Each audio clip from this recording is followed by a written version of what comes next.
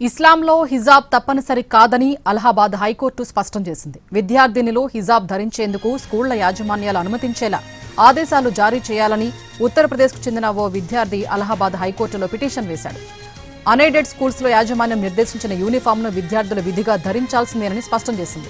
విద్యార్థులంతా సమానం అని చెప్పడమే యూనిఫామ్ ఉద్దేశమని, తమ విద్యార్థులంతా యూనిఫామ్ ఎలా ధరించాలన్నది స్కూళ్ల ఇష్టమని స్పష్టం చేసింది అలహాబాద్ హైకోర్టు.